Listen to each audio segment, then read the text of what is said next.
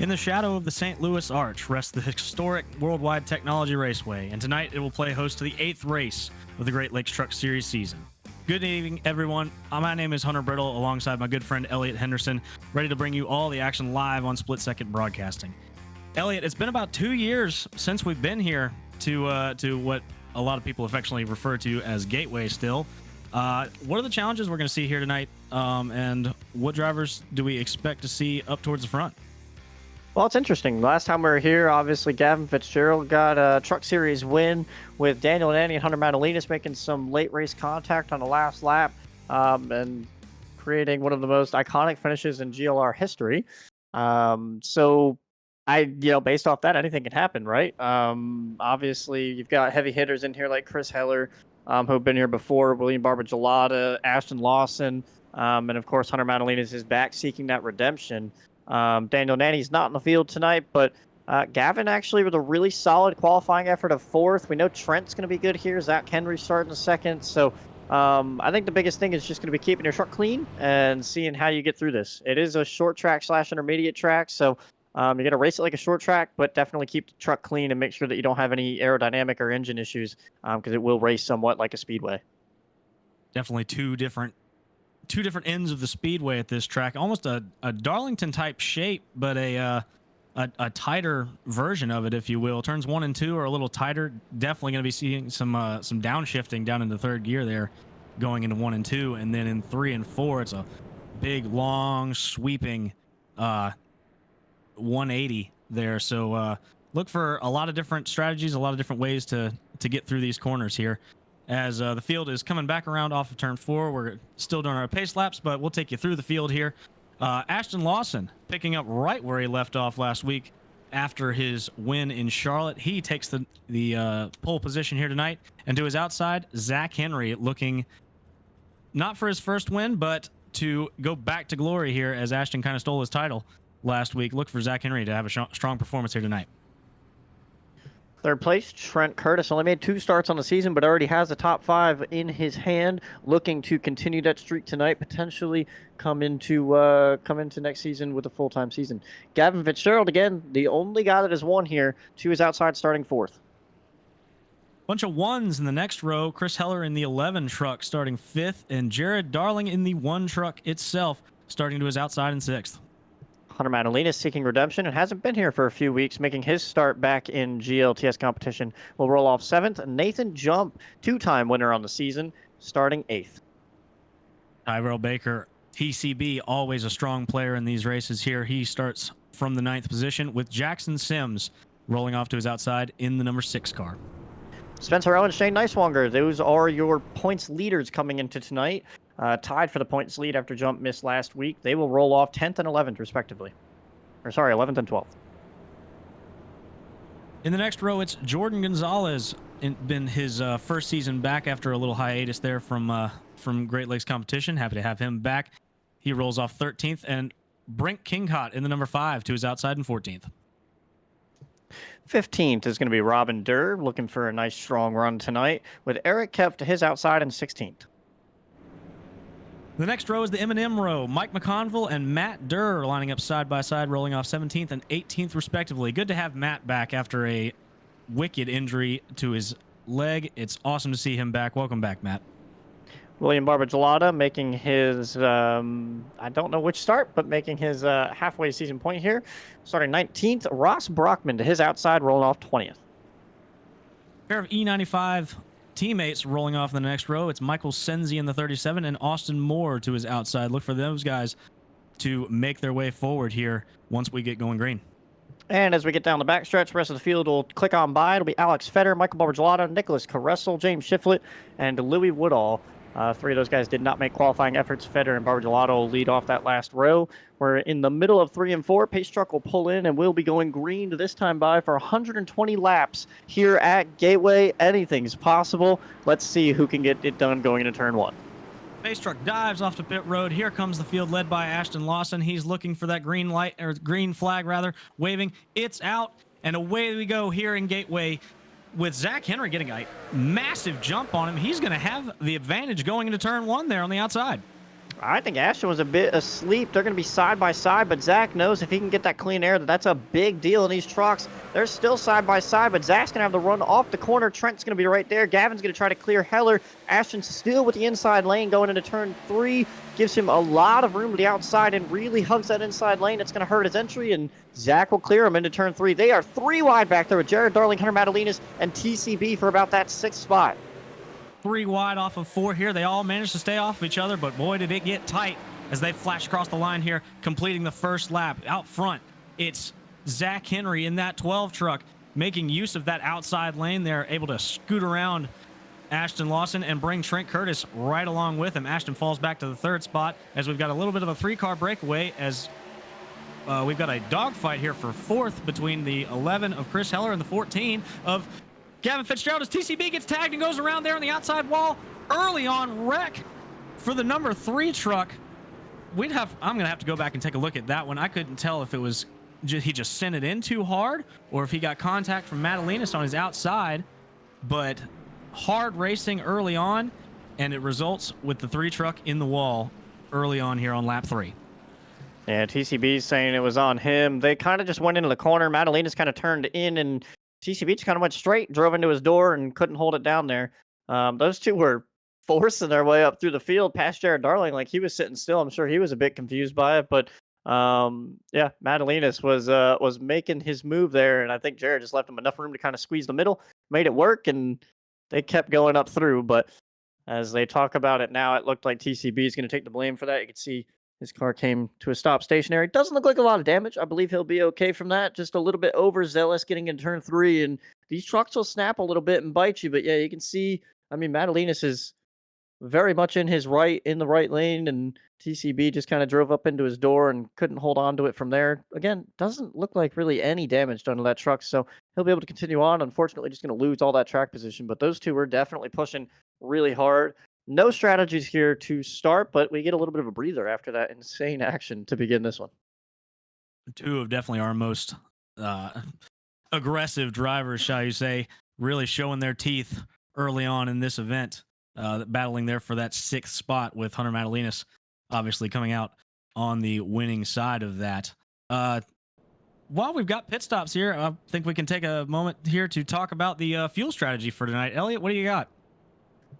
Well, it's going to be close. It's going to be about 35 to 38 laps, I believe, on a run. 120 laps puts you close to being able to split it 3 ways, I believe. 3, 6, 9 to 12. I'm wondering, just by that math, if they could potentially do 4s, if they could make it to 40, but I don't think they'll be able to stretch to about 40 laps. We'll have to see. I know that everyone was able to go about 36 to 38 laps the other night in a practice session, so we'll have to see if they can stretch it to 40. If they can do 40, especially with this caution, that's probably their best bet to just make it a 3-stop race. Otherwise, you'll probably see the 4-stop, or if they can do 40, it'll be a 2-stopper. If they can do 30, it'll be a 3-stopper at 3, 6, 9. But either way, I don't think it'll really change how this is going to work. You're going to want 4 tires every time. You're going to want to fill it with fuel. So I don't think there'll be much strategy. It's just going to depend how these cautions fall. And this one is interesting coming on lap 4 that they might be able to break this up and make it, on a 2-stop strategy on lap 40 and lap 80. Strategy already coming into question here in this event is, like you said, we're on lap 5 now of this one, an early wreck involving Hunter Madalinas and TCB to bring out the caution here. The field's double filed up and they're on the back straightaway.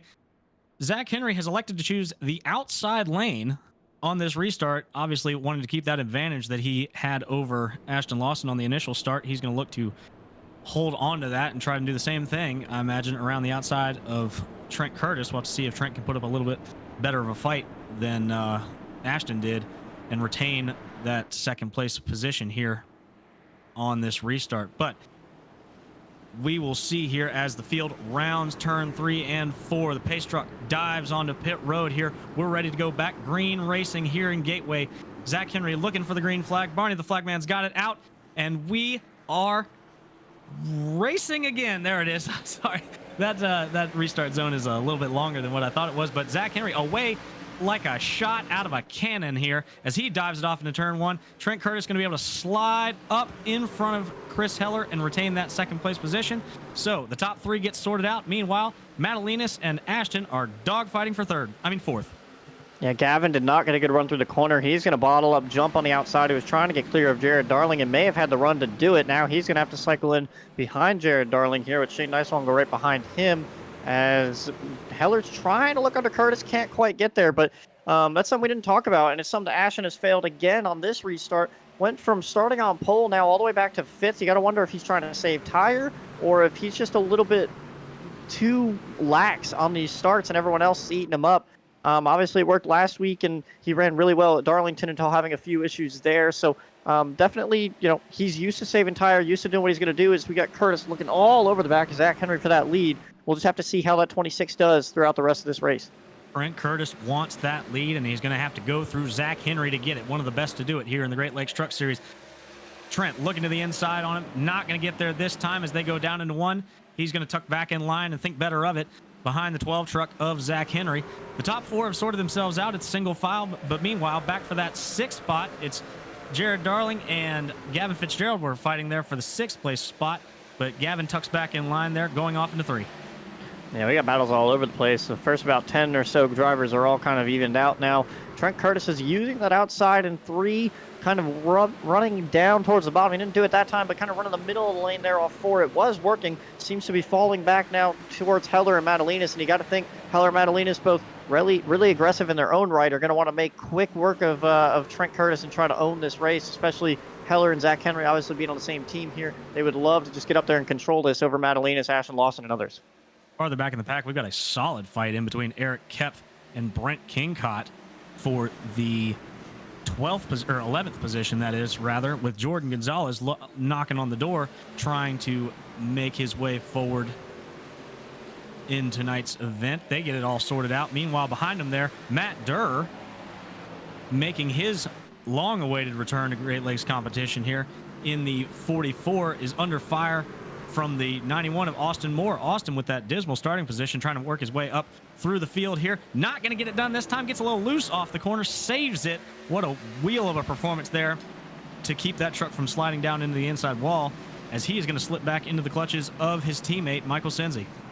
Yeah, you can see both E95 guys kind of struggling back here, dealing with Ross Brockman now, all racing about that 15th, 16th, 17th position. They've made up some ground from their 21st and 22nd starting spots, but struggling to make their way up through the field. You saw Nathan Jump and Shane Nicewanger battling going into turn 1. Shane has won that battle using the outside lane in 1 and 2. It seems to prevail better than the inside. The inside, you just get choked up. You can't get off the corner as well, as now Sensi and Moore still side by side back there for about that 16th spot. Sensi will allow his teammate in, and they'll have to regroup and go forward and look at Brockman and see what they can do to get back around it. Now, you talked about using that outside lane there to kind of slingshot around these guys making passes here. Is running that outside lane, we talked about it last week at Charlotte, is running the outside versus the inside going to chew up tires a little bit more, or is it just going to be a matter of how much of a run you can get off? Yeah, I think it's more down to how you use it. If you're going to go into the top side and cut down and kind of really put that right front in the track, you're going to burn up the right front. But if you're just going to wrap either the bottom or the top, I don't think either one's going to do any more than what the other lane does as far as tire wear. It's just going to come down to how hard you are on throttle and downshifting in the middle of the corner. And that'll either tighten your car up, or if you're using the rears to get off the corner a lot more than the front, you'll loosen it throughout the run. So it's all kind of in the driver's hand at that point, how they want to get through 1 and 2. 3 and 4 is kind of how it is. Some guys downshift, some guys don't. That's just going to be running through the corner and trying to keep up momentum and just trying to make sure you're not wearing your right front just by overloading it, essentially. But it's not big on tire wear. It's just kind of how you're going to drive it. We also were showing, I want to go back and look at William Barbagelata. We haven't talked about him at all really this season. I don't think he's made a lot of starts. I'll have to grab his stats at some point during this race. Really poor starting effort. Partial season this season. Sitting back here with Austin Moore, who's still trying to work on Ross Brockman. But keep an eye on that 27. He was fast here the last time we were here. And I feel like, these types of tracks really work to his advantage. And he'll be able to show some prowess later on in this event. But right now, struggling. Just trying to make up spots, having to start all the way to the back. And just behind them, you can see TCB trying to make his way back up to the field. So obviously that truck's still moving, still fine, trying to gain back some track position, but it's going to be really tough to do that here on this type of track. PCB's got a long road ahead of him there, sitting in the 20th position to get back to where he was, fighting for that 6th spot with Hunter Madalinas when he got caught up in that unfortunate accident on lap 4. But he's going to have to go through this group of 4 or 5 trucks that have been doing battle the entire race practically. And Austin Moore, you see again, slides it off of 2, getting caught on the underside of Ross Brockman there. Austin really having trouble laying the power down off of 2. So we'll have to see how that hurts his tires and hurts his advance going forward here. As the laps click by, we're now at lap 15 of this event. You can see he gets around Austin Moore, making his way up through there just little by little. You just got to pick him off as you can. Nothing changing up at the front. Zach Henry actually pulling some distance, and the top 5 have all kind of evened out. They're pretty even across each other, as Ashton's actually starting to come back into the picture a little bit, starting to reel in Hunter Madalinas, as you can see on the camera.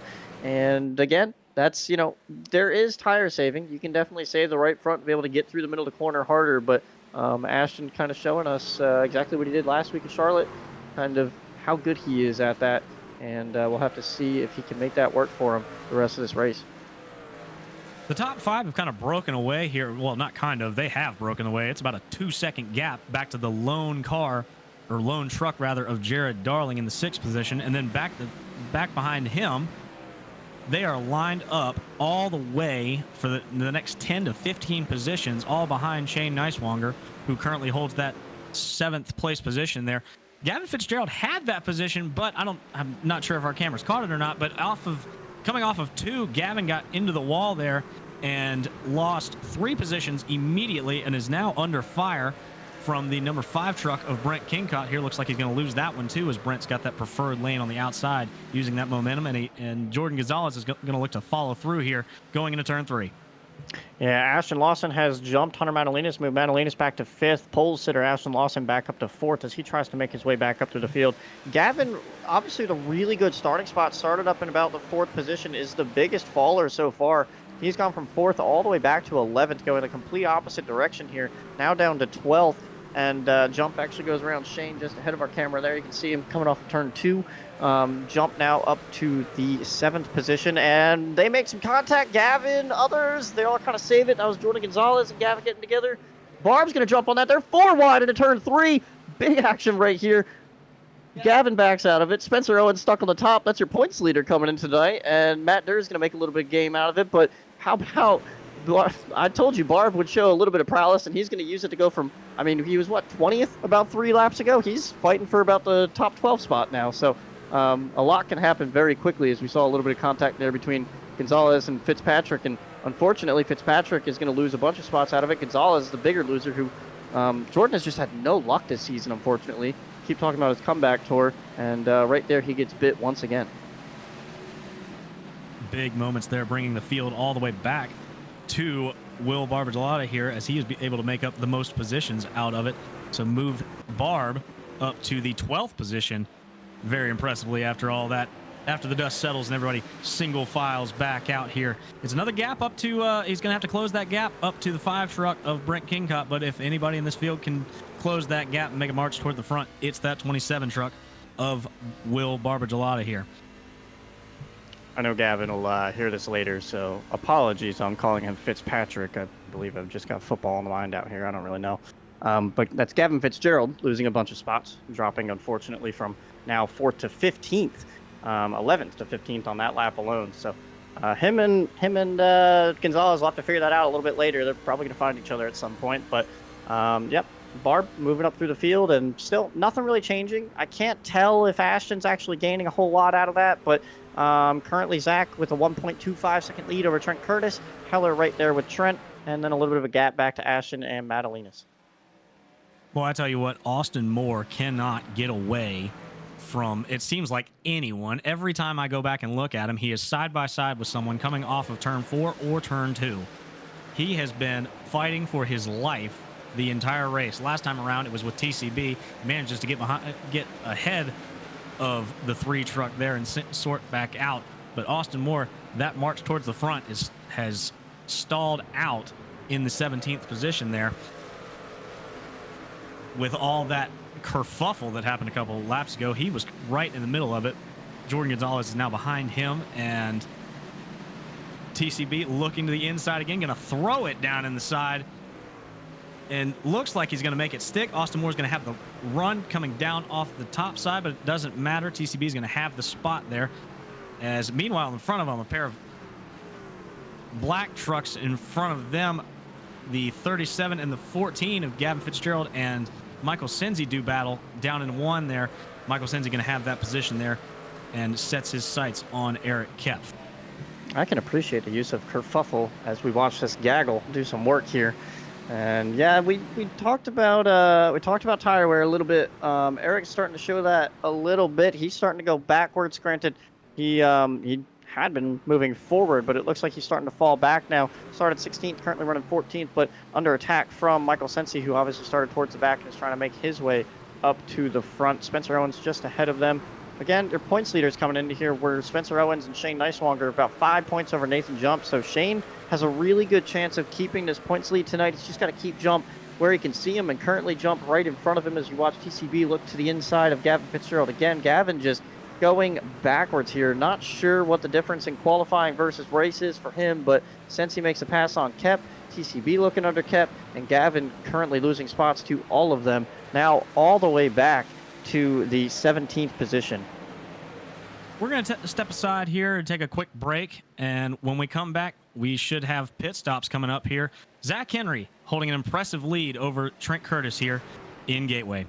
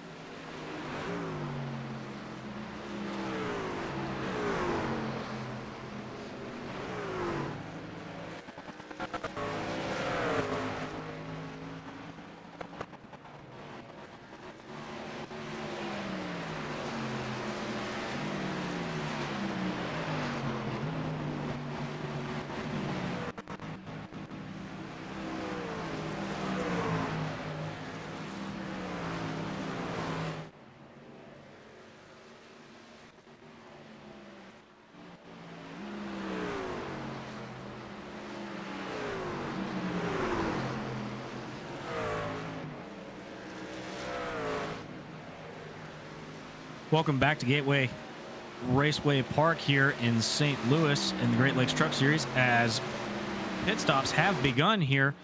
The 63 of Eric Kepf and the 14 of Gavin Fitzgerald have both elected to come down and get service here. They're just coming back out on the track right now. As Elliot, that's a little bit of a surprise to us. A couple early takers here. Yeah, we went to commercial thinking we had a good bit of laps left before this would happen, but we're going to have to see what the leaders do. We thought with the caution and everything, you could probably go about 36 laps under green total, maybe 37 if you wanted to eke it out. And that would mean, with a couple caution laps, ideally they could go 41, 42 laps and see if they'd want to stretch that. Granted, that may put them in an awkward spot where they can't make it those other two stops or that other stop, and that might be what they're thinking, is they can't go 4-8 and be done with it. But we'll have to see. I mean, Zach's sitting here going to lap 34 and still going, so it looks like everyone else is trying the three-stopper, and maybe with how Gavin's tires were wearing and how Eric and other guys are performing, they figure let's try something different. But right now, interesting to see that. I don't see anyone else pulling off, so we'll have to see how this goes. Every time the voice chat on my screen lights up, I think someone else is calling out to come down pit road, but we haven't had any takers yet. So an interesting pit choice from a pair of Spectrum teammates in Eric Kepf and Gavin Fitzgerald. Have to see how that strategy pans out for them going forward in this event. While we were away, Ashton Lawson had caught and battled and has now passed the 11 of Chris Heller. So your pole sitter moving back up into that bronze medal position here in the waning laps of this run. Yeah, someone faltering, Jared Darling, one of the guys I was miking up a minute ago while you were looking for pit stops. He is struggling on those tires. Sensi and TCB had a bit of a moment where TCB nearly got turned. Sensi made a little bit of rear end contact into turn 2. And if we go back and look at Gavin Fitzgerald and Eric Kepf, you can see the speed difference. These guys are flying right now as Jordan Gonzalez hits pit road. But you'll watch Eric just blitz by Michael Sensi and probably get all the way to TCB, if not pass him. Oh, Gavin right in the back of Sensi there in the middle of the corner, but you can see the speed difference, and that might be why these guys are going to try a 3-stop strategy as opposed to a 2-stop strategy. It just depends if they can make all that time up. If it goes green all the way through, I just really don't see how that works out for them.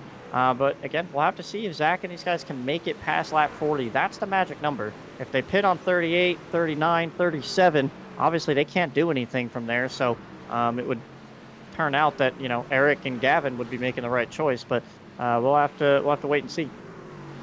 The fall off on these tires so far, it looks to be about 1.5 seconds to 2 seconds here slower right now than what we were running at the start of this event, or drivers' best laps of the night.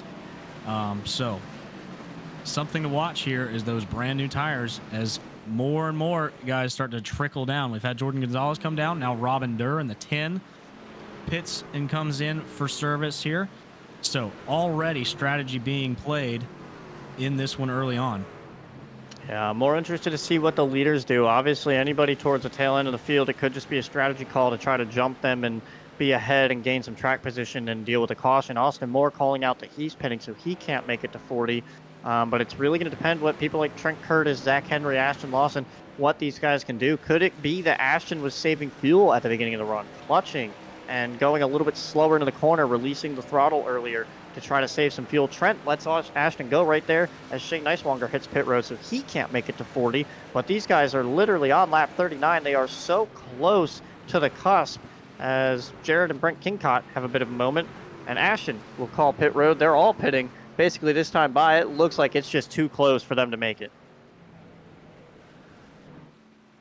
You can see there the first group hitting, the first big group of the pit cycle hitting pit road, and here comes the rest of your leaders here, the 12, 26, 51. They're all in. It looks like the only one who's going to stay out for another run is the 25 of Nathan Jump. So Jump going to have one more lap on his tires here, trying to go for the overcut at Gateway here in this event. As you can see, Eric Kepf already has almost caught him. You can just see him there in the back coming down the backstretch. So Jump looking to sacrifice a little pace at the end of this run to try and make it up over everybody else on the next one.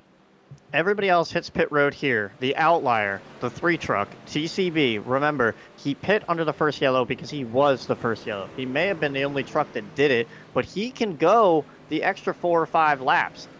If he can go to lap 42, 43, 44 here and stretch this run as far as possible and make it 40 laps to the next one and get to about lap 82 comfortably, he's going to make that on 2 stops. Unfortunately, he's going to pit this time by, so he's going to be the only one close enough. Brockman also stretches it really far. He makes it to this lap as well. Mike McConville, Nick Caressel are still staying out. They may have pitted under the first yellow. It's guys like this that if this race goes green until the end, may have that shot to make it on 2 stops, and everyone else is struggling to make those extra few laps right at the end. What a shock as Ross Brockman going the longest on a fuel run here. We kind of know him and love him for that here in the Great Lakes Truck Series. But so look for him and TCB, namely, to try and stretch this out as far as they can here. Would love to see a TCB strategy win. Normally he's up there from outright pace, but to see him playing some gamesmanship here and some fuel strat, definitely a different side of that 3 truck here in this event. Yeah, he's had a pretty frustrating season, I'd say, so far. Also missed a couple races. Him and teammate Radman, despite the wins, definitely a struggle overall for those guys, and I'm sure he'd like to try to strategize his way into something here. But McConville's still on track. Caressel's still on track. Caressel hitting pit road this lap. McConville is still out there, though. I think Mike's got the best strategy here. Remember, I don't know exactly which track it was, but he struggled to the point that, or I think it was Phoenix. He had that strategy played out and potentially had the win wrapped up, but late yellows really hurt his situation.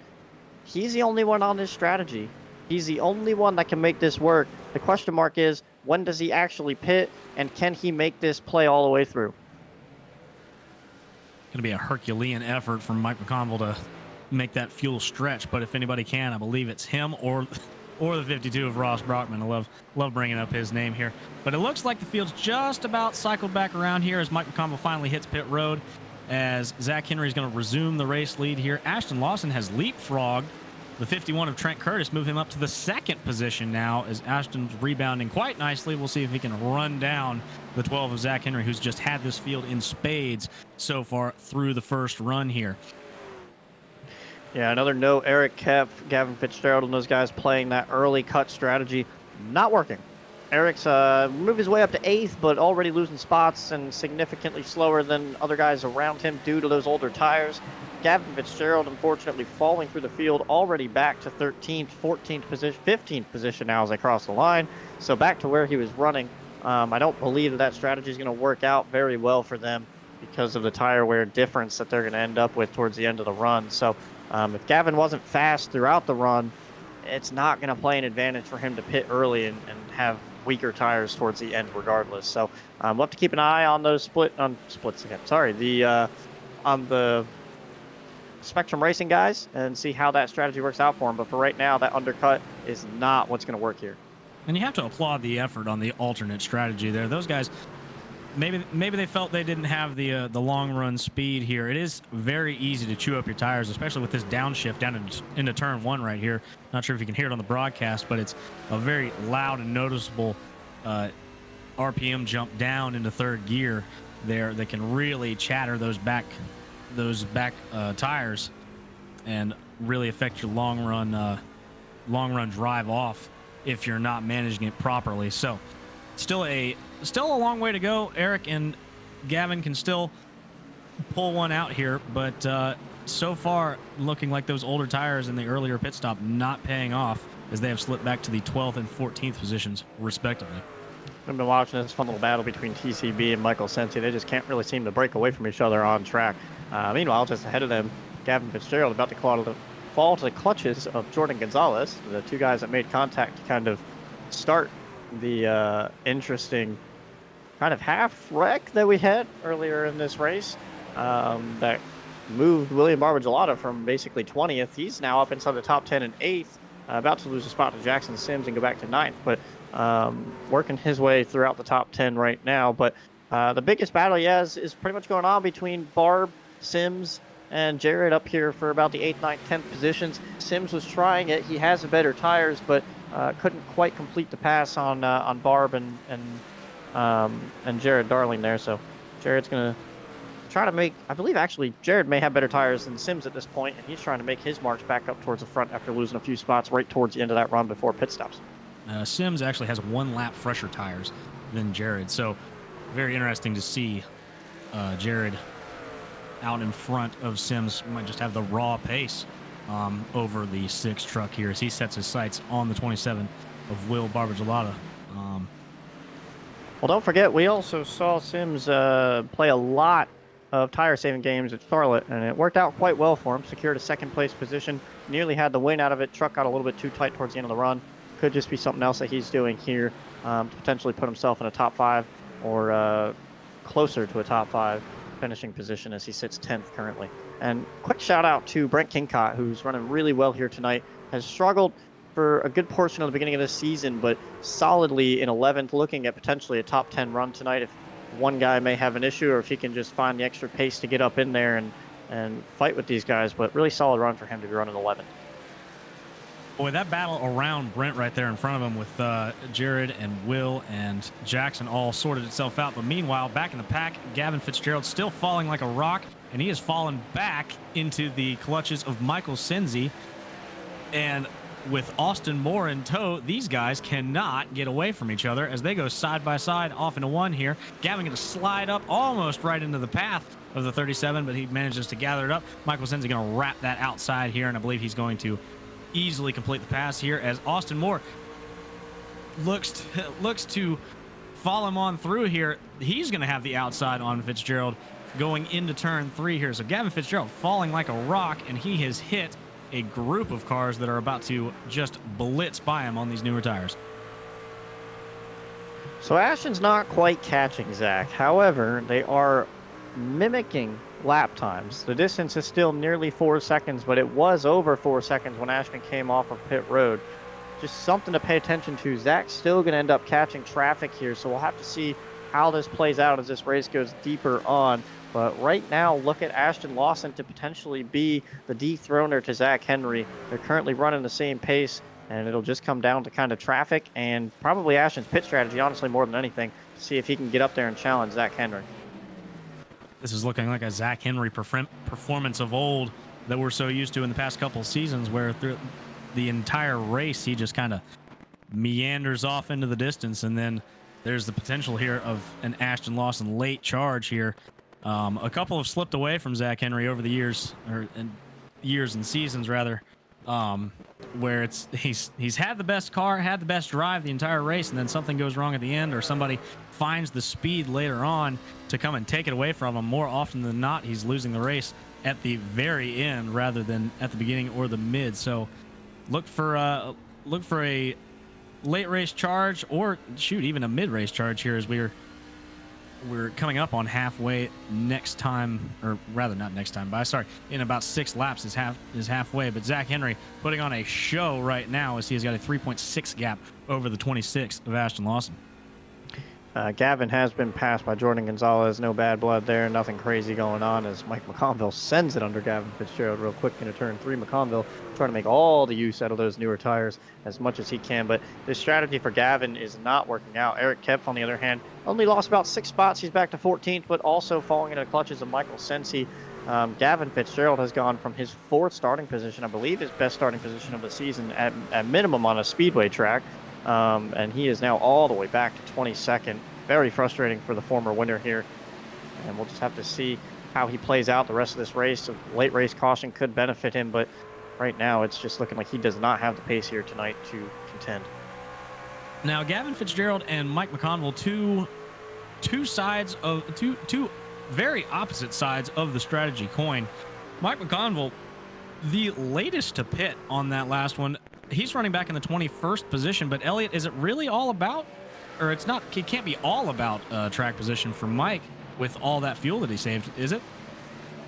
No, Mike doesn't care about track position at all. All he cares about is that 21-second gap. He needs enough gap to be able to beat Zach Henry overall. He also needs to make sure that he saves enough fuel to run long enough to be able to make this on one more stop. So far, him and Brockman are the only two that we know for sure can try to stretch it. There are definitely a few others like Caressel that can potentially make it work.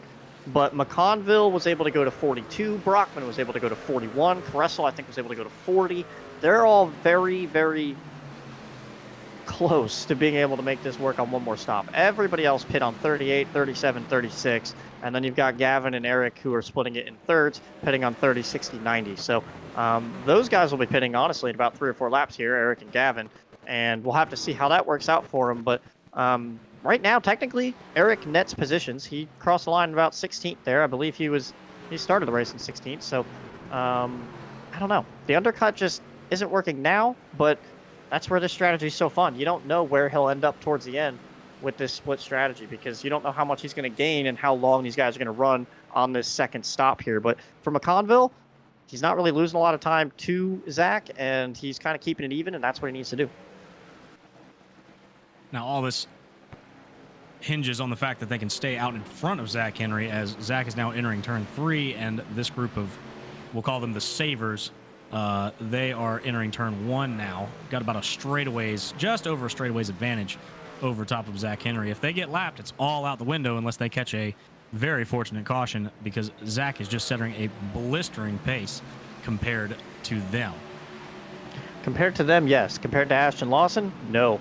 Ashton has cut tenths out of that lead. He's gone from 3.8 the last time we looked to under 3.2 at points under 3 seconds. Granted, he has 2 lap trucks in front of him, so that could have played havoc on Zach Henry. We'll have to see how big of a difference it is when Ashton catches them. But this lap traffic, again, is going to play a huge factor, and it is helping Ashton Lawson. Is it enough to gain 4 seconds over the next, well, we're halfway through the race now, so we'd have to gain 4 seconds back over the next 60 laps. But between pit stops and that lap traffic, Ashton Lawson might be in a spot to make this work.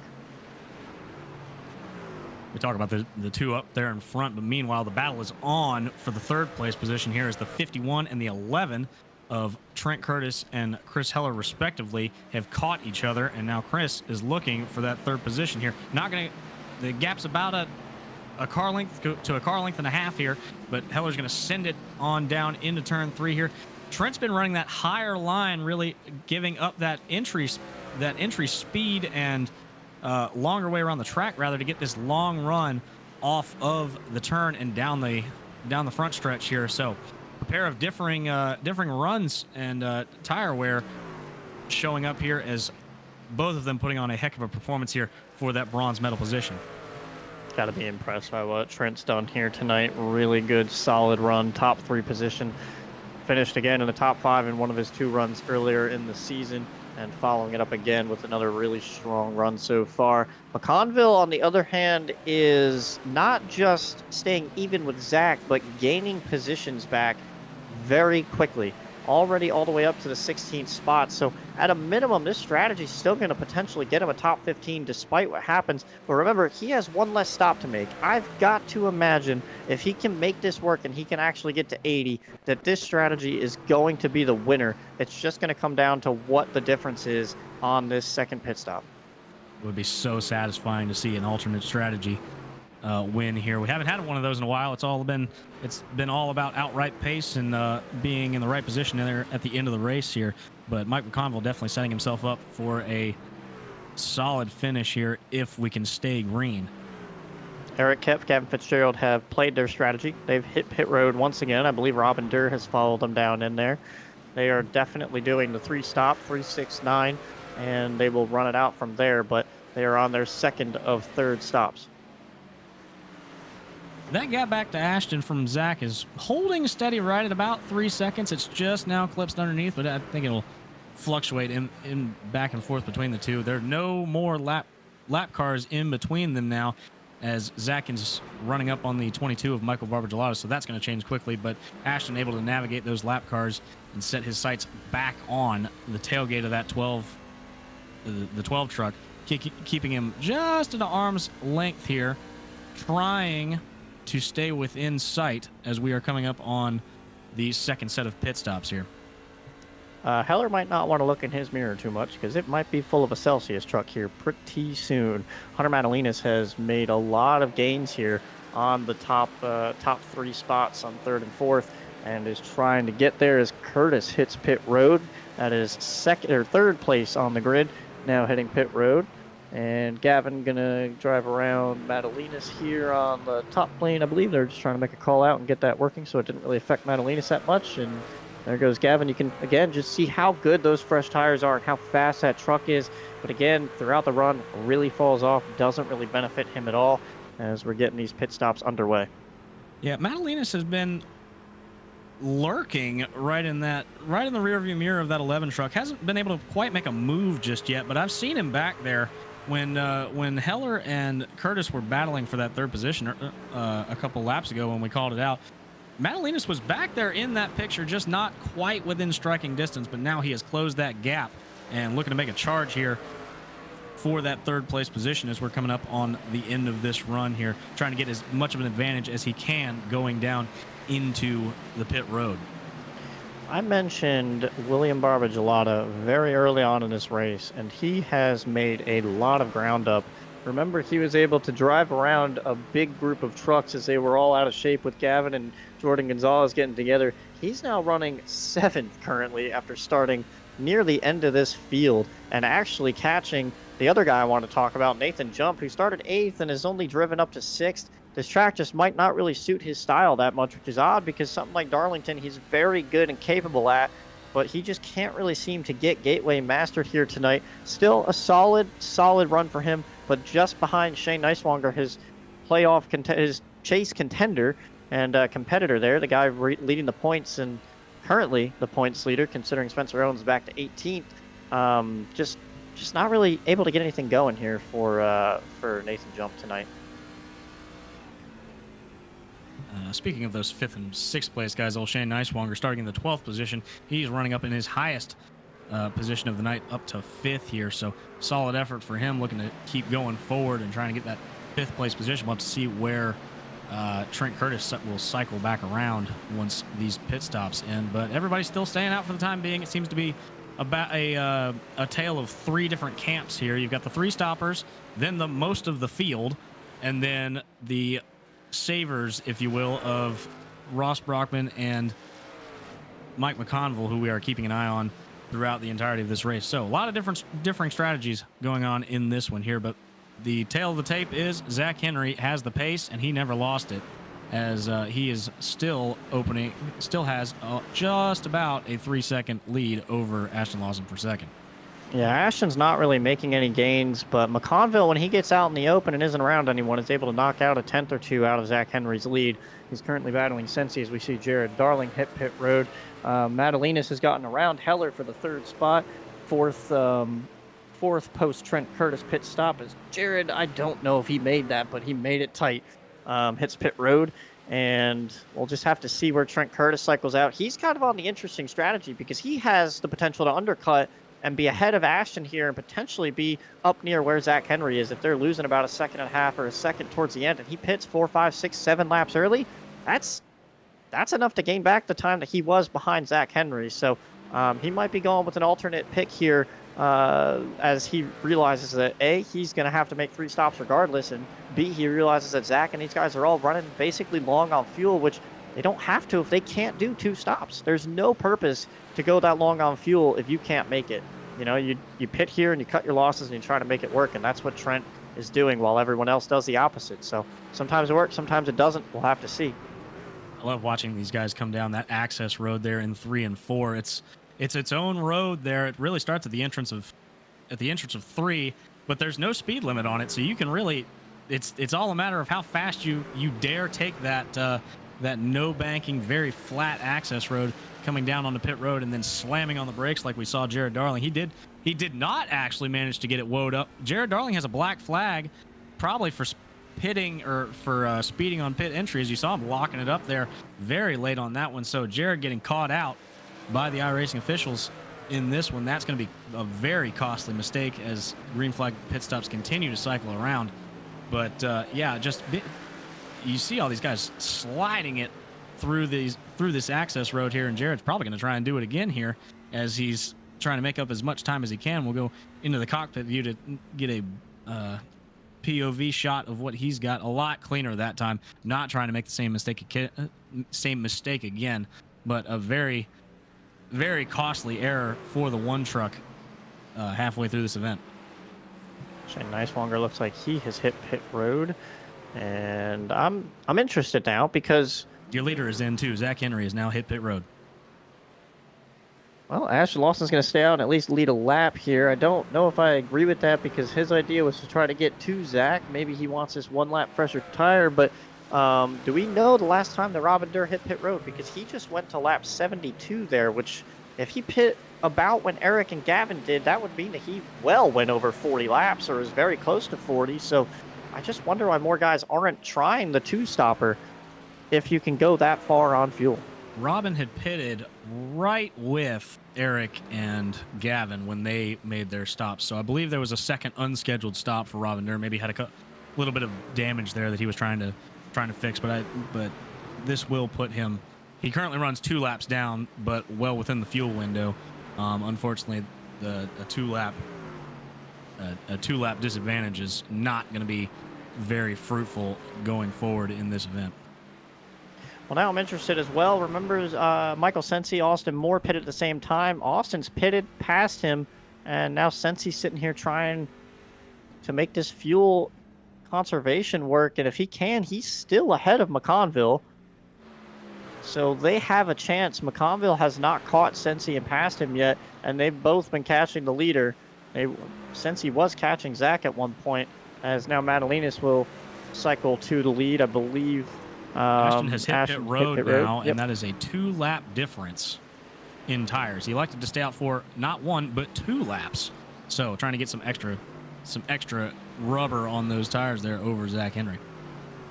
Yeah, I mean, I guess with Ashton's scenario, it doesn't really matter at this point. He doesn't feel like he can probably get to him since he's going to hit pit road here. The big question mark is going to be McConville at this point, but interesting for Ashton to stay out that much longer. You do want to usually go about 1 or 2 laps longer, never really more than 2, but that at least gives you some extra tire. But if they're losing about 1.5 seconds or a second, you got to wonder if Ashton can afford to lose that time. You know, I'm not saying he should have undercut him, but we'll have to see how this works out because he wasn't making up the ground. He made up a second over that run, but he went from 4 to 3 seconds back. If you're going to reset at 5 seconds and only go to 4 seconds and still have to make one more stop, he's going to have to undercut him heavy on the second run. Since he kind of overshoots his box a little bit there, that's going to hurt him. But now the focus on McConville, Caressel, Brockman, TCB, and these guys. Are they going to stretch this? Can they stretch this? I mean, Heller's still going. Heller's still out there on lap 78. TCB hits pit road really hard. But, I mean, if Heller's able to go this long, I'm just really questioning why these guys didn't try to do this on 2 stops. I think it's a question of pace versus fuel saving here. A lot of guys don't think the give up on pace is worth it, as we see Chris Heller flying around that access road there, hitting pit road this time. So it's going to cycle Mike McConville to the lead here. The group of savers has stayed out, as it looks like it's going to be Mike Caressel's Spencer pitting. Owens and Ross Brockman are your savers here.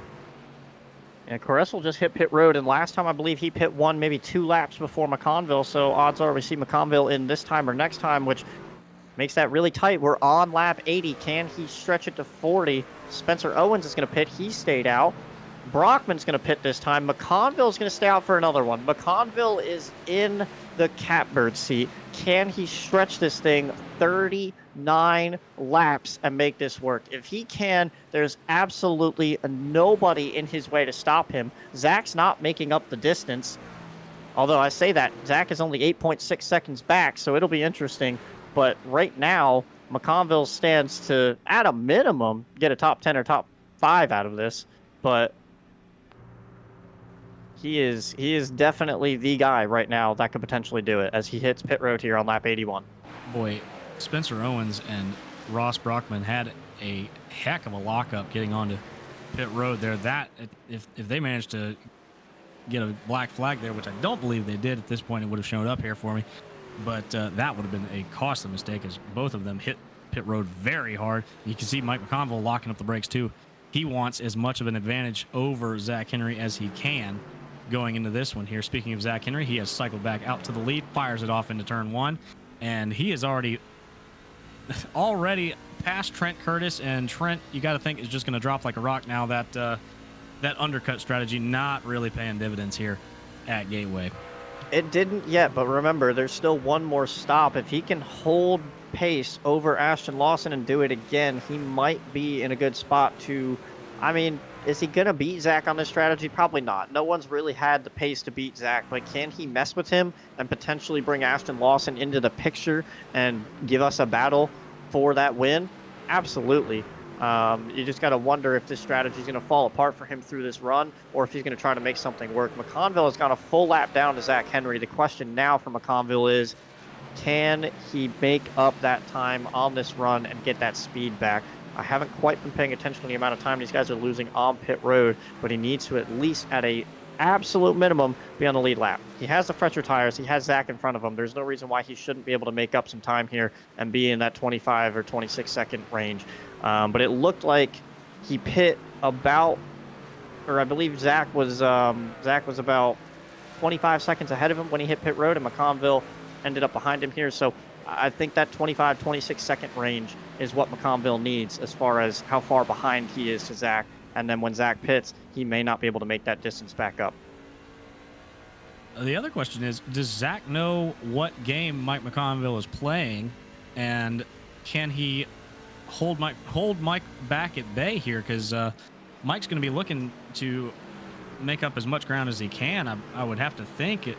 But at the same time, Zach Henry's going to try and scamper away from him to close that gap on the flip side of that coin. So the two guys with the one of them's got the winning strategy, and they're both headed into turn 3 right now, not side by side, but bumper to bumper here. So these guys got to be aware of what each other is doing, right?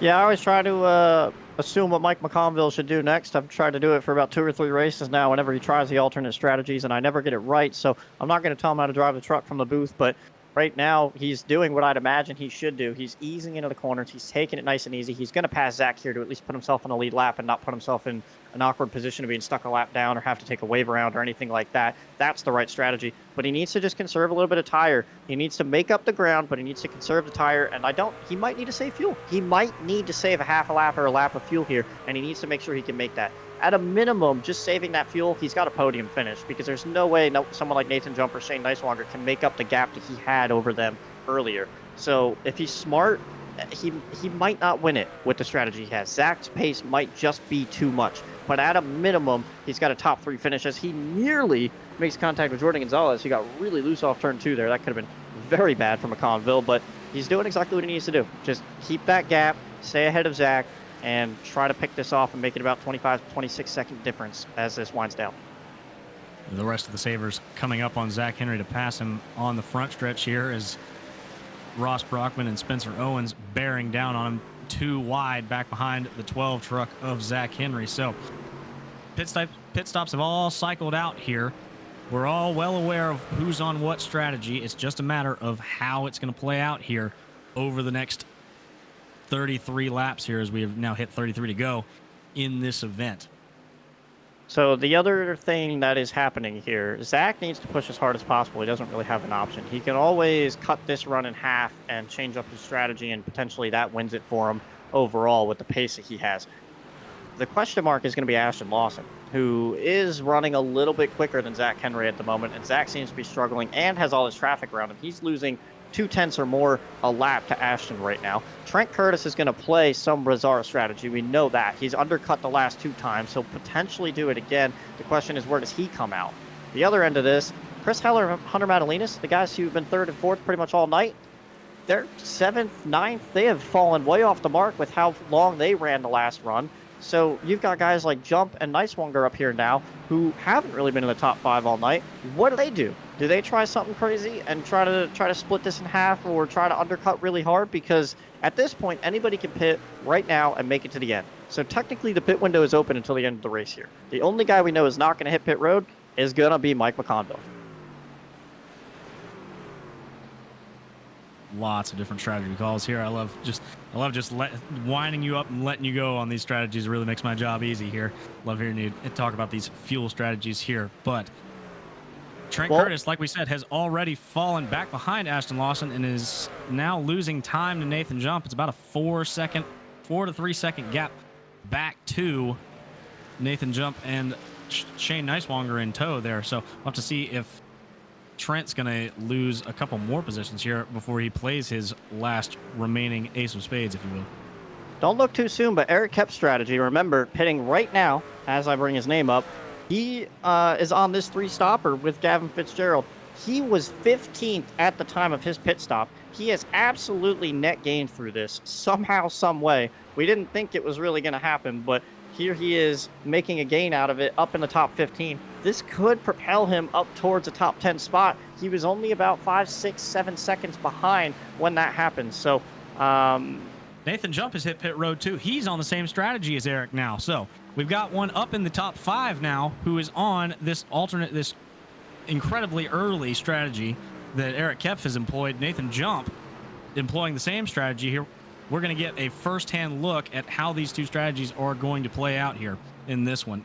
That's a big taker between the two, Eric Kepf and Nathan Jump playing this strategy so early here with 28 to go. Windows open, and you got to wonder if Jump maybe just played some fuel strategy there. And Ashton Lawson has hit pit road. They are all flipping their strategy, realizing they can't make this on 2 stops. They are going to undercut heavily. The question is, does this favor McConville or does it favor Zach? Because right now, with the way the tires work, I don't think McConville comes out on a positive gain here. I think this favors Zach if he can undercut now.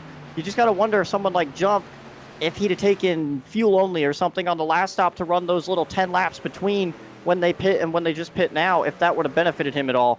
But basically, this is going to put McConville just 10 laps under where everybody else is, and I have to figure that that's actually going to hurt him more than help him, as Trent Curtis also hits pit road. Everybody flipping their strategy to this lap 90 window. It seems like the only one who's not on this, not flipping right now is Zach Henry, and he's just, I mean, he's had the pace all night. I don't think you can't abandon the strategy that's worked all night for you if you're Zach Henry. As we see Eric Kepf go by on those new tires, even with this, I mean, Zach's only got 20 lap old tires, but still the advantage there. Blistering as Eric Kepf screams down the back straightaway, and Zach's gonna hit pit road here. It looks like, or is he not? I can't tell. Yeah, he is. Zach's coming in now. So everything has flipped now on its head, Elliot. Yeah, I think I got to wonder if it was McConville that kind of spiked that, and then they all saw that Eric was doing it. You just got to wonder how this plays out for McConville and for Brockman now, because McConville is 32 seconds back. He's going to have 10 lap older tires. It's just going to play down to how well McConville's tires worked. He's saving fuel too because Brockman's going around him down the backstretch. Can Brockman actually make this work? Is McConville now in super save mode? What is he going to do for the rest of this run? Big implications here as these two do battle here, but it looks like nope, Mike McConville's going to take the fight back to him here as they're going to drag race down the front stretch here for this effective shoot, what place are they in? I can't even find them on the leaderboard. 8th place, 7th place there for this one here as Eric Kepf flashes by yet another group of cars on those newer tires here. But Ross has the advantage. Gets a little squirrely off of 2 there. Boy, I've been watching a lot of people coming off that banking there and having a hard time holding it down there. But these are your 2 fuel savers. Everyone else has already pit. I take that back, actually. And we have a caution on the racetrack. This is huge. Well, that just played into Hunter Madalinas and Chris Heller's hands perfectly. Puts McConville up inside the top 5. We got to see where that puts Zach Henry. He's on track on the lead lap. He seems to be okay. It looks like Shane Neiswanger is the culprit. Just a self-spin into turn 1. Really unfortunate for Shane there. He was having such a good run here, as this is just going to cycle everything out here. I believe everyone behind Robin Durr. Robin Durr was the last car on the lead lap there in 14th on that alt strategy. Robin Durr was 2 laps down at this one. Remember when I called that out? And now he's back on the lead lap with all these crazy pit stops, man. Robin Durr still in it with a shout, but basically it's divided the field into half here, as the back half of the field is 1 lap down. They're going to have to take the wave, as everyone else is guaranteed a better restart position than 15th here on this one, as we take a look back at the cause of the yellow. McConville saying he was good by 4 laps. The only question mark that really comes in right there is McConville was good on fuel, but he was being absolutely tracked down by Zach Henry, and Zach was not that far behind him, maybe a half a straightaway. So I don't know if McConville would have had the tires being 10 laps older there, but man, well, we'll have to see how this works out, because supposedly Madalenas and Heller were very close on fuel right there too. Taking a back look at this this self spin here by Shane Neiswanger. It looks like, if I'm not mistaken here, that would be a direct result of that downshift into third gear going into 1. That looks about right where it happens, and Shane looks like he didn't get that truck woed up enough before the tires started chattering, and just around goes the back of the truck. So unfortunate for Shane Neiswanger, but for everyone else, throws a huge wrench into the plans, as Madalenas is going to come out with the lead here, and Chris Heller and TCB, after being the cause of the first caution, or no, did that bring out a caution? Yes, it did bring out a caution. I apologize. And he is up into 3rd place in that 3 truck after all that he's been through tonight. An excellent rebound for TCB late in this event. Well, I think we missed out on a really interesting finish, because Madalenas and Heller are talking about how they could have made that on fuel, which means TCB probably could have made it. Brockman said he was about a half a lap short. We would have seen a lot of guys trying to make that on fuel, and seen Zach Henry and Ashton Lawson try to drive their way up through there. But instead, we're just going to see an all-out brawl, which I'm sure a lot of people will appreciate and really enjoy. And it'll be about a 20-lap shootout here between Madalenas, Heller, TCB, Ashton Lawson, Brockman. They're still all up here. It just kind of flipped the field. Actually, Lawson and Henry, Curtis and Jump all stay out. So they'll flip up to the lead with a little bit older tires, not by a lot. And we'll have to see what their pace looks like. As, I mean, Heller and Madalenas weren't far off, but now they've got a little bit fresher tires, evens it out a bit. It seems like that fall off really kicks in right at about the lap 15 to lap 20 moment. So these guys are going to be pushing their tires for everything that it's worth, with obviously the top 3 of Ashton, Zach Henry, and Trent Curtis all having the oldest of tires. So we'll have to see if that right there at the end, how their tires are going to hold up compared to everybody else who's got freshies behind them there. Include Nathan Jump in on that group that stayed out too. He's got the oldest tires of the top 4 here, with a 9 laps on those good years there, especially those rears. You gotta watch the drive off compared to the 9 and the 11 and the 3 behind him here. Going to be really interesting as we're coming down. We've hit 20, or it'll be 20 to go when they cross the line this time. Quick update, even with the speeding penalty, Jared Darling is still somehow inside the top 15. He's currently up to 14th through all this. Eric Kepf, who was on the optional strategy, is now down to 20th. Gavin Fitzgerald is 26th, 3 laps down. Not really sure what may or may not have happened to him. He may have ended up with some damage or some type of issue. We've got a bunch of wave rounds. It'll be Will Barbagelata, Michael's brother. Shane Neiswanger, Matt Durr, Austin Moore, Eric Kev, Michael Sensi, and Brent Kingcott will be your first driver a lap down. Remember, Will Barb, really strong run all the way up inside the top 10, running about 7th, 8th at one point. That flips him. He ended up pitting at the wrong time. He's going to reset at about 16th. Jackson Sims, who's been up around the top 10, will reset 15th. So this really did just kind of flip the field, unfortunately, for a lot of those guys. But it is about to give us a wild run here. Remember how aggressive Madalenas and TCB were at the beginning. They're going to restart 5th and 7th. Watch that bottom lane. Heller, equally as aggressive in that top lane in 6th. And Nathan Jump, your 2-time winner on the season. Ashton Lawson, your defending winner. And Zach Henry with a win a couple weeks ago. All up here inside the top 5. Trent Curtis also right there. If there's 7 drivers in this field that I would pick to have a a 20-lap dash to the end at any track, it would be the top 7 here. It's going to be like taking 7 cats, throwing them in a box, shaking it up, and letting them loose here. As Ashton Lawson's looking for the green flag, he's got it away with a shot here. He's going to clear Zach Henry easily. As the top 3 are going to, or the top 2 are going to sort themselves out. Zach tucks in line. They're 2 by 2 going into 1 behind him there. 3 wide. Madalinas drives it down underneath. Is he going to be able to make it stick? They're still going to stay 3 wide. That's going to lose. And Trent Curtis gets tagged by the 3, but he's still going to be able to save it. Unfortunate happenings for the 51 there, but big moment there as Hunter Madalinas just threw it down into 1. He gains 1 spot out of it. Heller's going to drive around Nathan Jump. Madalinas to the inside of Jump. It's still a battle on for that 3rd spot as Zach Henry to the inside of Ashton Lawson going out into turn 1. And Ashton drives it in really deep. Zach trying to hold that inside. Madalinas makes some contact with Heller. Heller's going to spin in front of the field. And they're all wrecking Mike McConville. Mike McConville's involved. The 3 is involved. It looked like Jordan Gonzalez was going to run into him, and my camera just turned away. Unfortunate. You had to, like I said, that analogy of throwing cats into a box and shaking up the box. It set us up for a wild one, and boy howdy, did a wild one pan out here as Madalinas is going to cycle out to the 4th position after all of that. Heck of a run for him, but unfortunate for everybody else who gets involved there. Mike McConville, Trent Curtis, we saw him lose a whole bunch of positions. He's going to get a big break here. He had lost a bunch of positions in that earlier instance here, but looking back at this replay, Madalinas just taking the fight to everyone, and unfortunately, it was just too much. Tags the 11, around he goes in front of the field. Gets another big hit there from, I believe that was Robin Durr in the 10 truck. So, big wreck here on lap 104 with 17 to go this time by. The lightest little contact, and we have had just an absolute mess here. You can see it again right there, just ever so slightly enough, and it takes out TCB. Robin Durr gets involved. Mike McConville's involved. Not a lot of damage to a lot of these trucks, but a lot of track position loss, which again is just impossible to gain back at that point.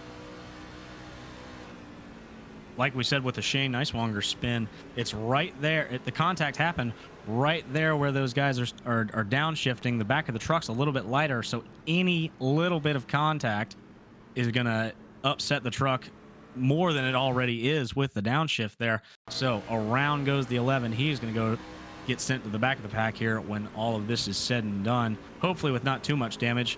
We'll have to see if he's got enough time to drive back through the field and at least salvage a somewhat respectable finishing position out of all of this after Madalinas just throws it down in there on him. Can't blame him, though. It's go time, and Madalinas knew it. A lot of upset drivers. When Madalinas had the fresher tires, he knew what he needed to do, and again, didn't really have the pace all day to contend with Zach and Ashton, so we needed to get around these guys and get moving. And you know, you leave a window open and someone's going to take it. And we talked about how aggressive Hunter Madalinas can be. You can see McConville at least kept it off the wall, didn't do any damage, but again, that track position, you might as well have just hit the inside wall really hard at that point, because you're not going to be able to drive back around all these guys with 10 laps to go here. So McConville reset in 21st, Heller back to 16th. TCB only dropped back to 9th, didn't lose too much out of it, but that cycle Spencer Owens up there. Shane Neiswanger's back to 19th, so point battle really interesting. Nathan Jump up to 4th. We could have literally all 3 of them on top of each other leaving here, with Shane kind of coming out on the losing end there, but Zach Henry and Ashton Lawson still holding at bay, and Zach actually came out with the lead, and I think that's the most interesting point. Yeah, while all of that was happening there for the 3rd position, the top 2 were having an absolute dogfight all the way around the track. They were 2 by 2 and could not get away from each other. I say 2 by 2, side by side rather is the appropriate saying there. But Zach comes out with the lead in this one here as major happenings going on in the closing laps of this event. You got to wonder what's going on in Madalinas' head with everything that just happened. You got to wonder if Ashton Lawson has learned on these restarts what he can do to pass Zach Henry. He's been in this position every single time, and it has not worked out for him.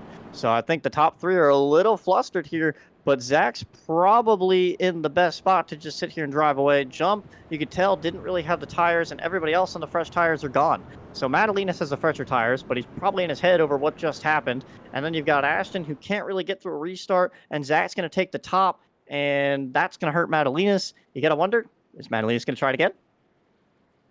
Oh, I think so. I mean, you say Madalinas is flustered. I think that's just more motivation, especially like we saw the chat lighting up. You got to know they're going after Hunter for that move there. But if you go and get the win, what more can they say to you? You know, it's a matter of look at me. I'm still coming out in front here when all is said and done. So look for Hunter to still take it to these guys. He's only got the best 2 drivers in front of him all race to go get. So we will have to see how he handles that pressure and handles this situation here as just the two.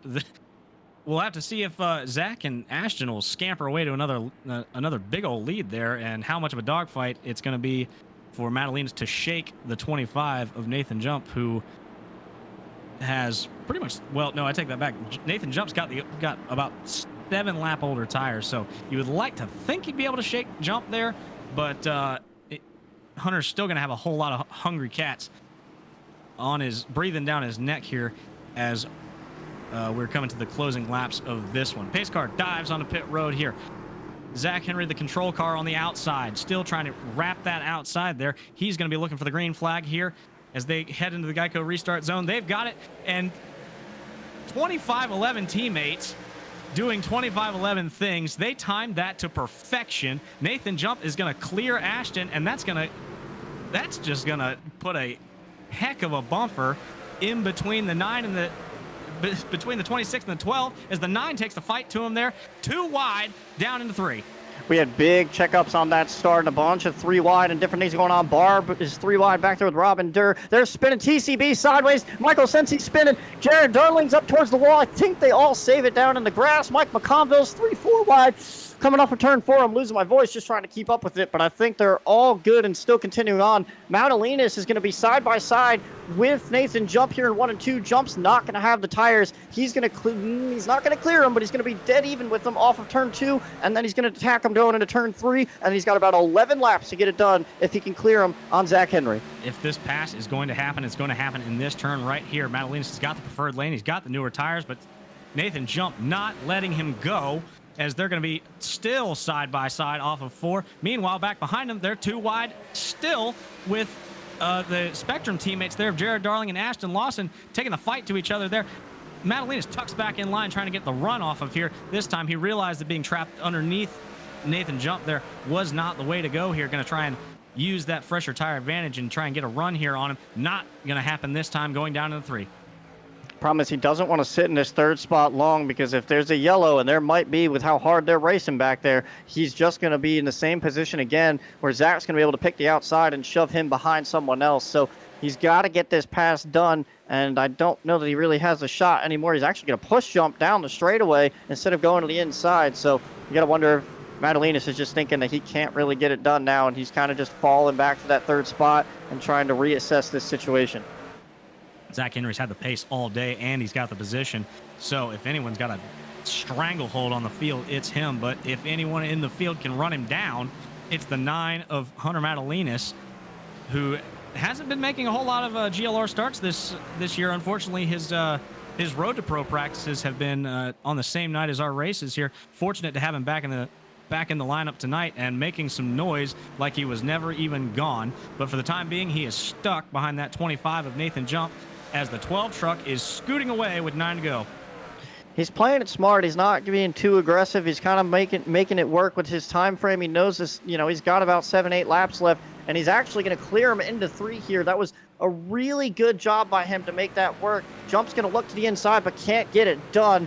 And now he can set sights as Jared Darling goes to work on Nathan Jump, on Zach Henry, and start pulling this back down. He is 1 second back, 8 laps to go, and Jump's just going to cede the spot to Jared Darling, and now Madalinas might have to contend with him for a bit, but right now it's all out the windshield. Zach Henry, the leader, just ahead of Hunter Madalinas. If I'm Hunter Madalinas, I'm ripping that rear view mirror off the dash and just setting sights forward, because he's going to have to chop that gap down roughly 2/10 a lap to even get to Zach Henry, and then have enough time to try and make the pass with someone who's just had the truck to beat all night long. So a uphill battle for Madalinas, but he's got his sights set forward, and we know he's aiming for the skies on this one. As farther back for fourth place, it's the 25 and the 26 are together coming out of 2, and Ashton Lawson's going to get the short end of the stick on this one as Ross Brockman looks to make a move on the outside here going into 3.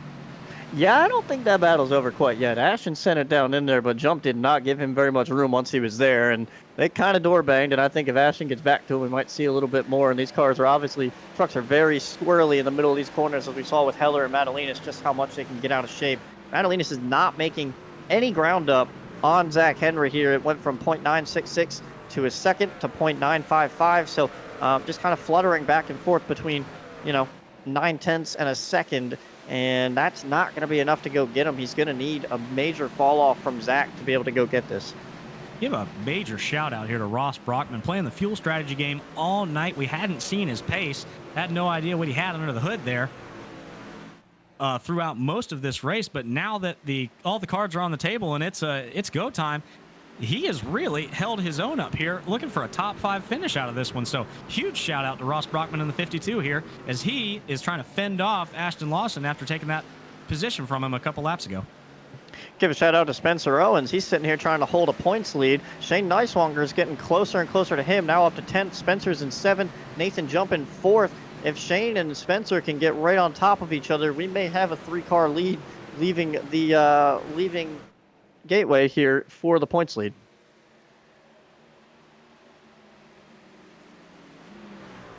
I don't even know what to watch here. The top 3 have spaced themselves out so much that it doesn't look like Madalinas is going to be able to track Zach back down here with 4 laps remaining in this. Meanwhile, back at this pack, the 52 and the 25 are starting to distance themselves from the 26. Ashton Lawson starting to lose his stranglehold on the throttle that he had earlier on. He's under fire from the 23, as the 49 and the 27 are doing battle. Shane Neiswanger trying to make up positions on his fellow Pennsylvania native Spencer Owens in the points here. Heller's also been trying to drive his way up through the field, now up to 14th, working on Eric Kep. As you see, Ashton Lawson as well, all over the back of Brockman. There are just battles everywhere. These guys know they're running out of time. They've got about 3 laps left here. We're going to come around for 2 to go. As you can see, Eric still trying to get around Sims. That's for the 12th spot, and Brockman and Ashton are still at it. Ashton to the inside of Brockman into 3.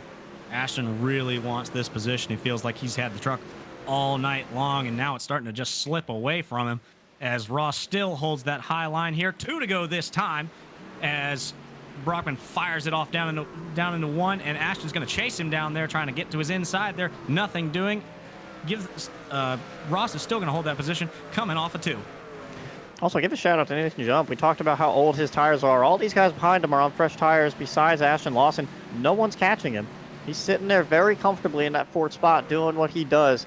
Shane Neiswanger and Barba Gelato are on the apron trying to pass each other, as we've got Zach Henry coming to take the white flag. But this battle between the 49 and 27 is about the most aggressive thing on track, as they door bang down the front stretch. They're beating and banging, and Zach Henry is scooting away here. The gap has stretched back out to over a second here. Meanwhile, back for the 10th spot, the 9th spot rather, Shane has gotten around Will Barb there. Only 1 position separating the top 2 in points here, as Zach Henry rounds turn 3, rounds turn 4, coming out. He is going to get this checkered flag. A dominating performance from Zach Henry tonight. He's back to form here. Zach Henry takes it in Gateway.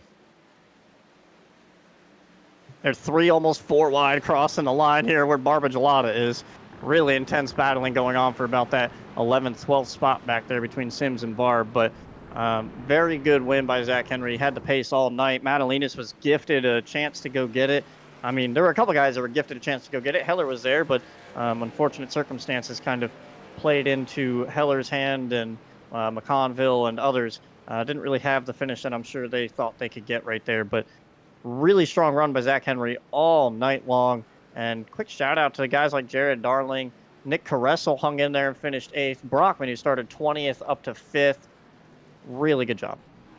Solid showings from the entire top 10. Yeah, Ross Brockman still coming out with a top 5 finish after all of that. Huge shout out to him. Nick Caressel too, also in that Sabres camp there, comes home 8th. Matt Durr as well, with coming back from leg surgery, with a solid top 10 finish tonight for him. Great to have him back. But meanwhile, it's all Zach Henry here tonight. I mean, he didn't have the pole, but he just about led everything else here tonight. Dominating performance from him here out in the Midwest.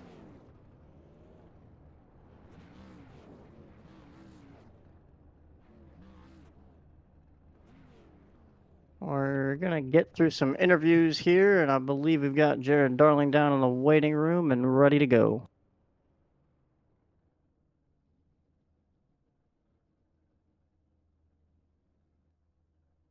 Jared Darling, our 3rd place finisher, brings it home tonight. Jared, it's Brittle and the boys up at the booth. Got a copy? Yes, I do. Well, man, heck of a performance for me tonight to bring it home in 3rd there. What was it like battling with all those guys who were absolutely just going crazy there at the end? Yeah, I don't know if you guys saw how I made it through that last wreck, but I don't know how I did. They just like the seas parted or whatever. They were just hitting each other everywhere in front of me, and I just kind of like stayed in the gas and hope for the best, and it worked out. Yeah, I just got honestly really lucky tonight with this finish. I was not good at all.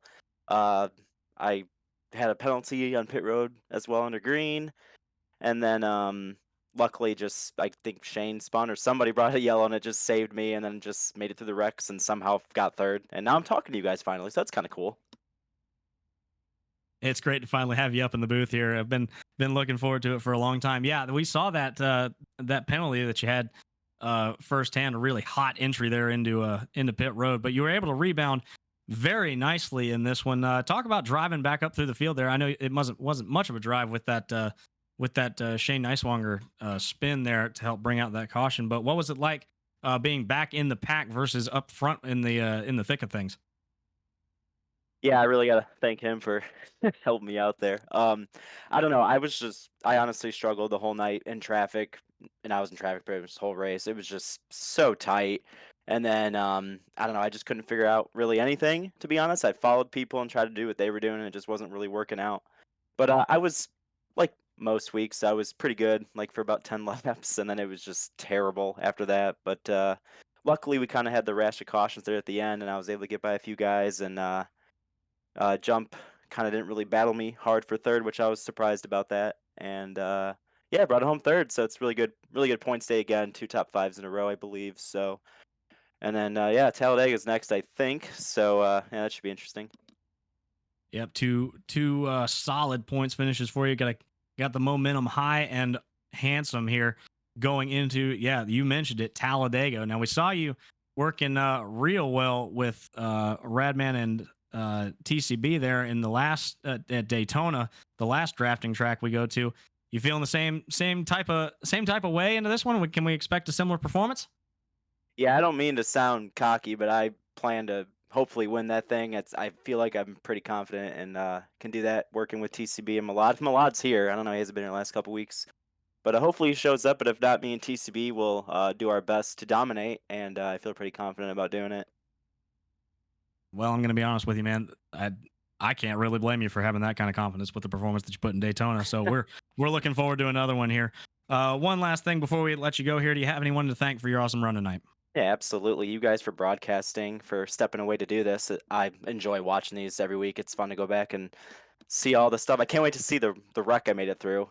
So yeah, thank you guys and everybody that puts on this league. I've been here. This is my 3rd season now, and it's just really fun to just come on here Tuesday nights, have a good time, and it's been a lot of fun. And shout out to Eric, as always, for the amazing paint schemes, the Casey scheme tonight. He makes all my paints, so shout out to him. And Spectrum Racing. Ashton had some speed to win the thing, but didn't really work out for him. But at least I could bring home a podium for the team. And we'll see you at Talladega next weekend. Good talking to you guys finally. It was great talking to you too, Jared. Jared Darling, your 3rd place finisher tonight. Thanks for talking to us, man. All right, we'll see you.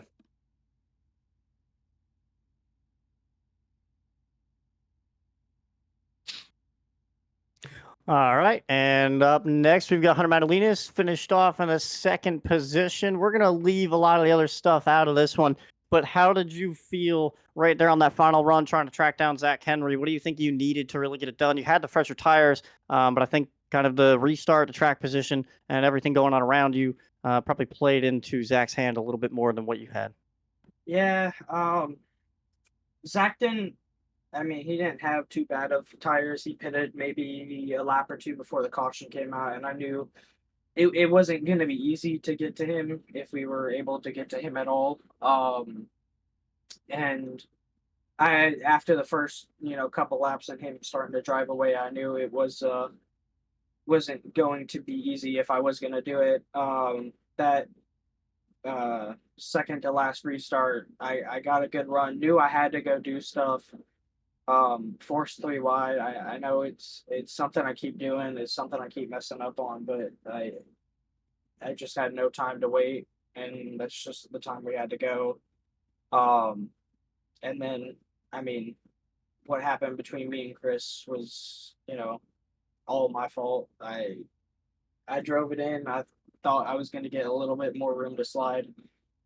He pinched me, and I mean, I just couldn't see much of it coming. Came up, hit him, and I ruined his night, ruined a couple other guys' nights, and it's something I keep getting involved in, and it's not something I want to be known for how to drive. Yeah, I said we were going to skip over that and kind of focus on the highlights here, Madalinas, but you definitely still summed it up. A frustrating night, but you brought it home in P2.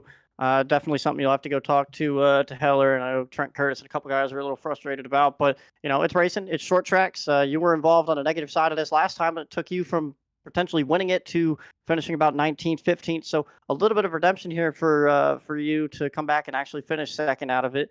But anybody that does this on a week-to-week basis knows that stuff's going to happen to them, or they're going to be able to have it happen against them. So you can focus on the next week. How you feeling about Talladega? Really good. Still trying to see if I'll be here or not, but yeah, we're just gonna move forward, try and work on it, and try and make our way into the chase and go fight for a championship. Yeah, you are right on that cusp after this one. A lot of shifting going to happen in the points, especially up towards the top, but a lot around that chase cutoff, that chase bubble, with a few guys not running tonight, and some guys having pretty bad runs right around that bubble. So going to be interesting to see how that all shakes out. But you made it through, finished P2, had a pretty solid night, running around the top 5, top 10 all night. Anyone you want to thank for tonight's performance? Yeah, just thank you to you guys putting on these great broadcasts. Thank you to the E95 guys for always supporting me, and just thank you to everybody. Well, Madeline, it's always a pleasure. Great to see you running back again. Hopefully you can come back Talladega, Chicago on the docket before the chase and see how you can do there. Points actually got updated, so you're only about 10 points out. So a lot going on around that points bubble moving forward. Pleasure talking to you, and we'll see you next week. Thank you guys. Good night. And last but certainly not least, we've got our winner in here, Zach Henry. Dominating performance tonight. Zach Henry, it's Brittle and the boys up in the booth. Got a copy? Yes, I do. Well, man, you really just put it to him tonight. I assume that was always the plan, but did you ever think that anybody had anything for you? Well, that is always the plan, right? It never works out. But yeah, no. I knew Madalinas was going to be probably have some pretty solid long run pace. Ashton always has really good long run pace. We did like 25-11. Myself, Jordan, and Chris. We did just a quick practice session right before the lobby opened, and Chris was blowing me out of the water. And I don't know. So I knew he had long run pace too. But I think I just happened to qualify well, get the lead, and in the clean air is just a big difference here. That clean air definitely paying dividends, because Lord knows you had it all night long. You mentioned that 25-11 chemistry there. That planning on that last restart with Nathan Jump there proving absolutely crucial to put a gap in between you and Madalinas there. Excellent team communication there. What was the thought process going into that? I was taking the outside regardless. It's just the more defensive line in case Madalinas were to get a good jump there, or Ashton, whoever was on my inside, Ashton. And he just happened to be the teammate that was behind me, and I mean, he timed it perfect. I told him about when I was going to go, and I waited to see him start kind of rolling up to me before I launched. And I mean, he was able to pin Madalinas down there for a few laps and just kind of hold him off to give me a bit of a gap. It was definitely one of the most well choreographed. Looked like you'd been practicing it. Best team restarts I think I've ever seen in this in this league, and Lord knows your 2511 team is quite well known for it. So yeah, we're well known for trying it and then not working out for us. And I can think of multiple instances where we've wrecked the field trying something along those lines. So I'm happy this all worked out for us. And I know Jump was kind of struggling all day too, and even being on the older tires, still wound up at the top 5. So I mean, he's just having a heck of a season himself. yeah, you join him and Malad Radman as the only multi race winners in this season so far. You got to be feeling pretty good sitting where you're at in points. But next weekend we go to Talladega, where we know anything and everything is on the table. How you feeling about a super speedway race after this one? I don't know, probably run somewhere between 4th and 10th for the entire race and get right with 2 to go, or on the last lap. That's what normally happens. I mean, I feel like I'm pretty solid at those places. I feel like I can push pretty well. Maybe not the best, but I feel like I'm effective. It's just I don't know. I mean, it just depends on who's around you and what happens when there's 3 or 4 to go. Definitely one where teamwork is going to come into play, and as we saw tonight, you guys have got the teamwork thing down pat. So we'll look for another performance just like this one tonight next week at Talladega Super Speedway. Before we let you go tonight, do you have anybody to thank out there for your awesome performance tonight? Got to shout out my wife, and I got some family that watch these every week.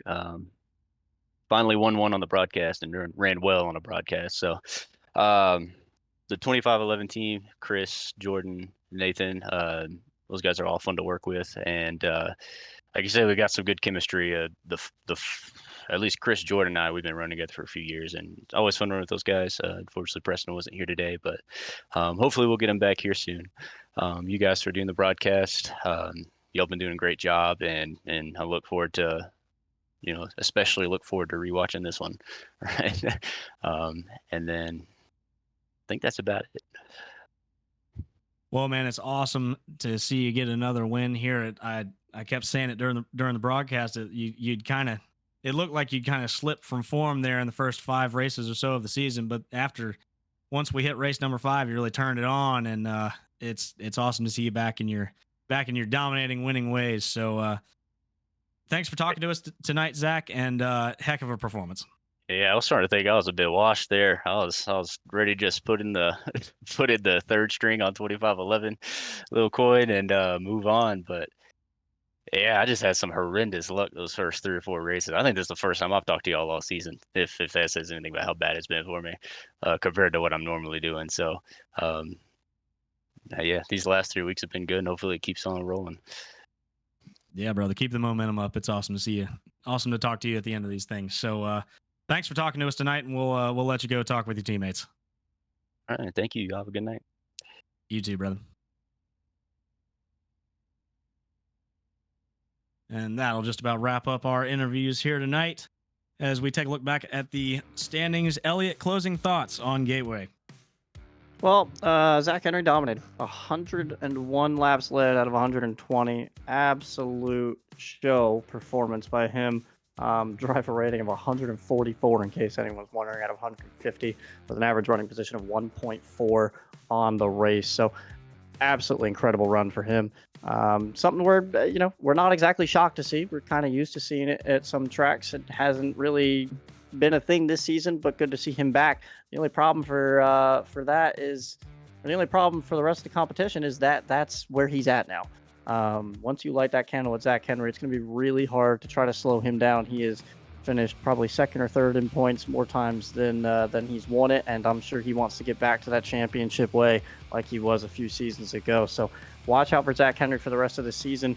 The other side of this is post-race now. We've locked in a few guys going into this chase, and it's guys like Spencer Owens, Nathan Jump, Shane Nicewanger, Zach Henry All those guys are pretty safe.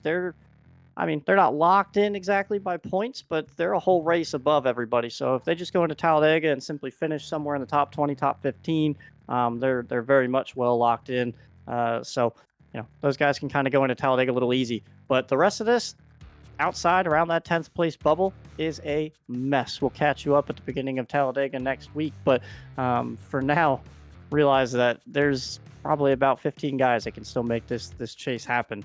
And potentially come away with this championship. But you got to imagine that Zach Henry's on a roll, and that's not going to be stopped anytime soon. So we'll have to see how that works out for him going on. And now we've got a race to who can win 3 races for the first time this season. Yeah, see who can. What do both of those guys have? Two wins apiece, I believe. I thought that somebody had 3. 3 different 2-race winners this season with Nathan Jump, Ashton Lawson, and Nathan Jump has 3, Zach Henry has 2, and Milad Radman has 2. Ah, I see. Okay, but the race for the most wins, we'll say that. there you go. But speaking of the points and everything, going back to looking ahead, Talladega next week, where anything, like I said to Zach, I believe anything and everything can happen. That point structure can flip on a dime at any lap at Talladega, and we're going to have all the action for you next week here in the Great Lakes Truck Series here on Split Second Broadcasting. We'll take you through the running order one last time here before we head out of here. Like we said, Zach Henry is your winner here tonight after starting second and getting past Ashton and not looking back. 101 laps led, dominating performance from him tonight. Hunter Madalinas takes the runner-up spot here after starting 7th, and Jared Darling coming home with a self-surprising second place finish, but I'm not really surprised. He's always had speed here. Awesome to see him up in the top 3. Nathan Jump comes home 4th, and Ross Brockman with a solid top 5 after running, like we said, in the back of the pack all night, playing that fuel strategy game, and then it getting just tossed out the window there at the end, but able to keep himself up in the top 5 there with that speed. Very impressive run for him tonight. Ashton Lawson, your pole sitter, comes home 6th. His teammate Spencer Owens 7th. Nicholas Caressel, another one who continues to impress in the top 10. Another impressive finish for him, comes home 8th. Shane Neiswanger 9th, still all but in that points lead there in a major battle. Hopefully he can get a win in here so we can talk to him about it, but still a very strong performance from him tonight. And then Matt Durr, after coming off of a leg injury requiring surgery and multiple weeks off, coming back in true Matt Durr fashion to a solid top 10 tonight. Excellent to have him back. Great performance from him tonight. And just outside the top 10, Jackson Sims finishes tonight in 11th after starting 10th. Just a pretty average night for him after a really stout run last week, but puts him in a good spot to make the chase going forward. Will Barbaglada on his return. Again, a bit of action in there. Went from 19th to 12th and then kind of petered out around that 7th, 8th spot and ended up 12th after everything happened towards the end. Eric Keff bounced all the way back after his strategy took a tumble midway through the race, ended up 13th, so not too bad for him. Heller, with the unfortunate contact with Madalena, sets him back to 14th after running around the top 5 all night. Robin Durr with a pretty solid effort tonight. Started 15th, finished 15th. Nothing really to write home about, but kept the truck clean and put it in one piece and kept it up inside the top 15. TCB with a very up and down night. At one point saw himself back up inside the top 5 with a chance at the top 5 towards the end. Ended up in that incident towards the end with Trent Curtis, Hunter Madalinas, and himself. Ended up 16th. Austin Moore, another driver that just had a really down night, ends up 17th after starting 22nd. Trent Curtis, we just talked about with the fact that he was also involved in that incident, ends up 18th. Sensi 19th. James Shiflett rounds out the top 20. Finishing 21st, you got a feel for Mike McConville. We talked about him just about all race there with that differing strategy. If it had went green, we would have loved to have seen where that would have put him. But you can't blame him for rolling the dice on this one. A solid effort from him tonight. Unfortunately, doesn't quite get the finish that he was hoping for. Brings it home 21st. Jordan Gonzalez, you saw him get caught up in that last accident there with about 20 to go. He brings it home 22nd. Brent Kingcott, another casualty of the events of tonight. Just an unfortunate night for him. Just keeps getting caught up in everybody else's mess. He'll bring it home 23rd. Michael Barbagelata brings it home 24th. Alex Fetter 25th. Gavin Fitzgerald, you saw him playing the undercut strategy. Didn't work out for him at all. He'll bring it home 26th after starting way up in the 4th position. And then Lewis Woodall came in, ran a lap, got his points, and had to leave us, unfortunately. But he'll bring it home in the 27th position. That'll just about do it for us here at Split Second Broadcasting. Thank you so much for joining us for the 8th race in the Great Lakes Truck Series. We'll be back next week, same bat time, same bat channel for Talladega. From Split Second Broadcasting, I'm Hunter Brittle alongside Elliot Henderson. Thank you so much for watching. Remember to follow, subscribe,